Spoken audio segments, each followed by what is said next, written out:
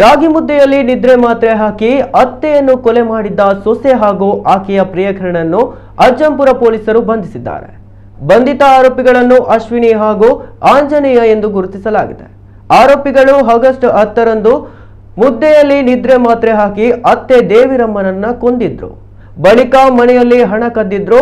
ಆರಂಭದಲ್ಲಿ ಕುಟುಂಬಸ್ಥರು ಸಹಜ ಸಾವು ಅಂತ ಅಂತ್ಯ ಸಂಸ್ಕಾರ ಮಾಡಿ ಮುಗಿಸಿದ್ರು. ಆದರೆ ಹಣ ಕಳ್ಳತನ ಆಗಿರುವುದನ್ನು ಗಮನಿಸಿ ಪೊಲೀಸರಿಗೆ ದೂರು ನೀಡಿದ್ದಾರೆ. ಇದರಿಂದ ಅನುಮಾನಗೊಂಡ ಪೊಲೀಸರು ಸೊಸೆಯ ವಿಚಾರಣೆ ನಡೆಸಿದ್ದಾರೆ. ಈ ವೇಳೆ ನಿದ್ರೆ ಮಾತ್ರೆ ಹಾಕಿ ಕೊಲೆ ಮಾಡಿರುವುದು ಗೊತ್ತಾಗಿದೆ. ಸದ್ಯ ಆರೋಪಿಗಳಿಬ್ಬರನ್ನು ಬಂಧಿಸಿರುವ ಪೊಲೀಸರು ಬಂಧಿತರಿಂದ 218 ಗ್ರಾಂ ಚಿನ್ನ, 16 ಲಕ್ಷ ರು ಮೌಲ್ಯದ ಟಿಟಿ ವಾಹನ ವಶಕ್ಕೆ ಪಡೆದಿದ್ದಾರೆ.